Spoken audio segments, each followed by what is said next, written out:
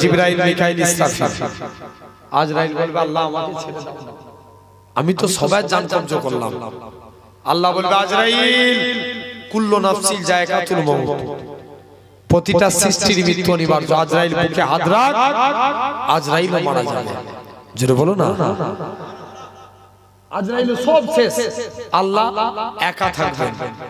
আল্লাহ বলছে যখন দুনিয়ায় মানুষ থাকবে না, জিন থাকবে না, ফারিস্তা থাকবে না, যখন দুনিয়ায় কেউ থাকবে না, তখন আমি আল্লাহ আমার হাবিবের উপরে দরুদ করতে থাকব।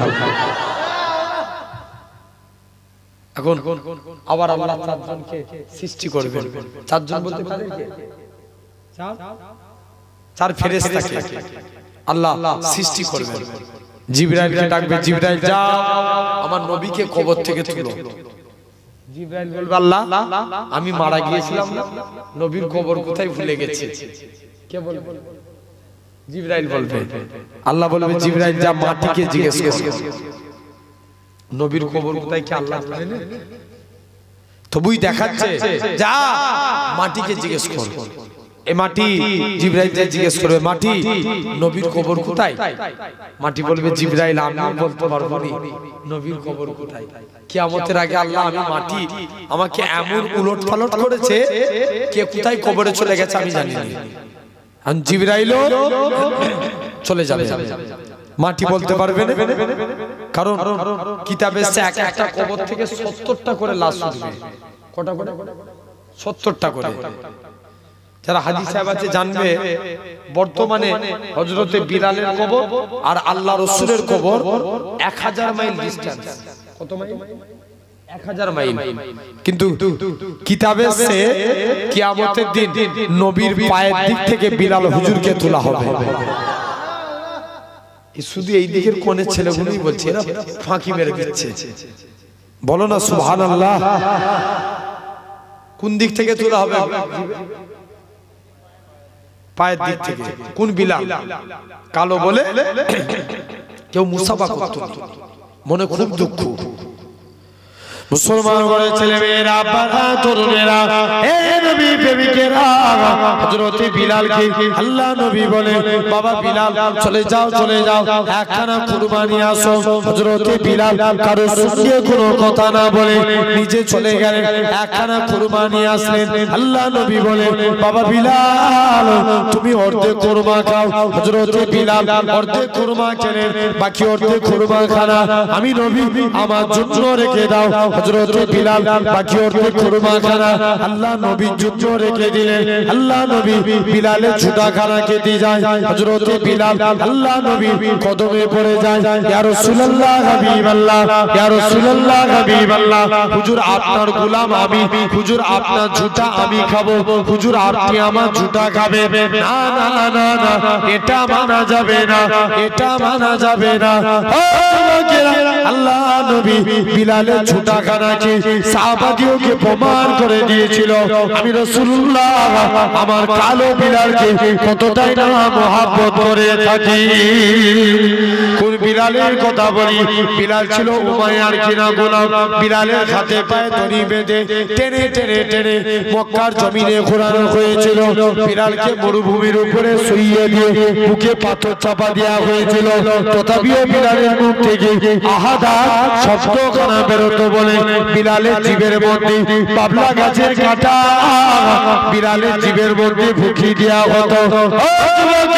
আল্লাহ নবী সাহাবীরা বিলালকে আজাদ করে নিয়ে আসলেন। হযরতে বিলাল কারো সঙ্গে কোনো কথা না বলে তাহাজ্জুদের টাইমে আল্লাহ নবীর কাছে আসলেন। আল্লাহ নবী বলে বাবা বিলাল আমি নবী তোমার জন্য দোয়া করি, আল্লাহ তোমার দুনিয়া এবং আখিরাত উভয়টাতে যেন সম্মান বাড়ায়।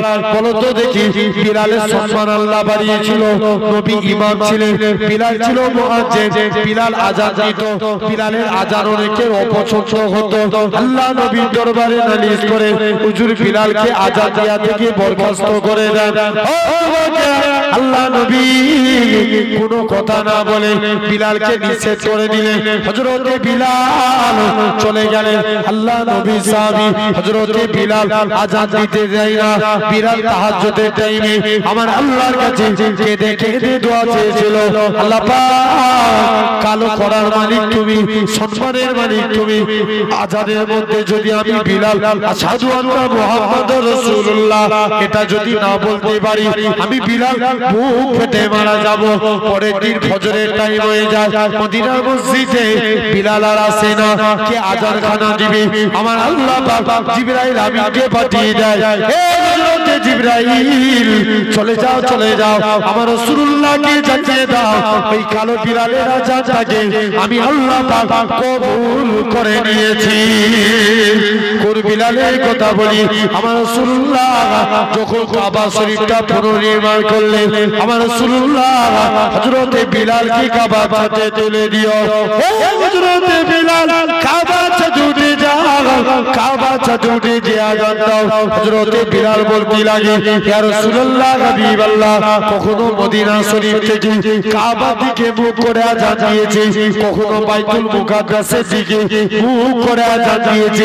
ইয়া রাসূলুল্লাহ হাবিবাল্লাহ হুজুর আজকে আপনি আমি বিলালকে কাবা ছাদে তুলে দিয়েছেন, আমি কোন দিকে ফিরে আযান দেব? আমার রাসূলুল্লাহ কি বলেছিলেন, হে হযরতে বিলাল তুমি কি আমি নবী আমায় দেখতে পাচ্ছ না? আমার দিকে ফিরে আযান দাও। আমার রাসূলুল্লাহ আল্লাহ পাক কাবা বানিয়েছে।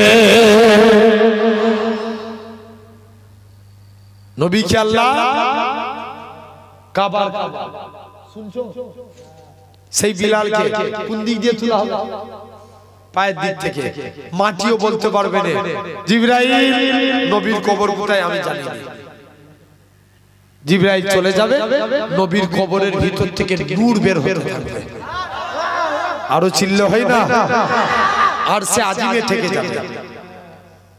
জিবরাইল নবীকে কবর থেকে তুলবে, নবী কবর থেকে উঠেই বলবে, জিবরাইল আমার উম্মতরা কই? জোরে বলবে না? 3 নাম্বার কাদের চিন্তা? উম্মতের চিন্তা। জিবরাইল আমার উম্মতরা কই? জিবরাইল বলবে, হুজুর এখনো কাউকে তোলা হয়নি, নবীর মন খারাপ। জিবরাইল বলবে, যা তুই আজকে এখান থেকে চলে যাও। জিবরাইল নবীর মন খারাপ।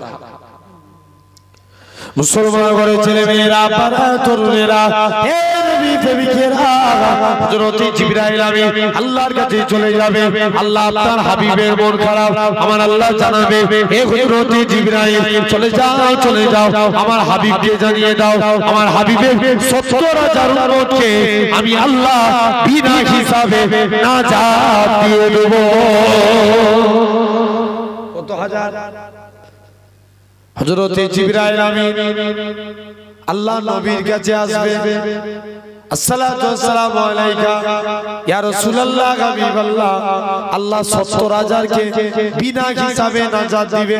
আল্লাহ নবী বলবে, জিবরাইল এতে আমি নবী আমার মন ভরে না, জিবরাইল যাও আল্লাহর কাছে আরেকটু বাড়িয়ে নিয়ে আসো। জিবরাইল আল্লাহর কাছে যাবে, আল্লাহ পাক আপনার হাবিব বাড়াতে বলে, আল্লাহ বলে, জিবরাইল আমার হাবিবকে জানিয়ে দে ওই 70,000 এর এক একজন 70,000 করে নাজাতে নিয়ে যাবে, যার পরিধি হলো 1,4,90,00,000 মানুষ বিনা হিসাবে আল্লাহর জান্নাতি হবে। কোটি 4,90,00,000 মানুষ। যাই তাহলে 3 নম্বর আলোচনা হয়ে গেল, লাস্ট এটাই আলোচনা। কিয়ামতের দিন নবী উম্মতের চিন্তা করবে। আরো জোরে বলো না? আরে যে দিনটাই চিন্তা করে দিলে আমাদের বেড়া পার। ভুল বললাম না ঠিক বললাম? কোন দিনটা? কিয়ামতের দিন। পূর্বে সমস্ত নবীর উম্মতের চেহারা আগুনে পুড়ে পুড়ে কালো হয়ে যাবে। কি হবে? কালো হয়ে যাবে, তাদের হাতে আগুনের বেরি পড়াবে, গলায় শিকল, পায়ে চেন, কিন্তু আমার আপনার নবীর উম্মতের চেহারা কালো হবে না, তাদের হাতে আগুনের বেরি পড়াবে না, গলায় শিকল দিবে না। মালিক ফেরেশতা জিজ্ঞেস করবে, আল্লাহ এরা কারা? আল্লাহ বলবে, মালিক চুপ কর, এরা আমার হাবিবের উম্মত। কিয়ামতের দিন জাহান্নামের দিকে একটা চেয়ার, জান্নাতের দিকে জাহান্নামের দিকে ছোট বলো একটা, আর জান্নাতের দিকে দুটো। নবী জিজ্ঞেস করবে, জিবরাইল এটা কেন?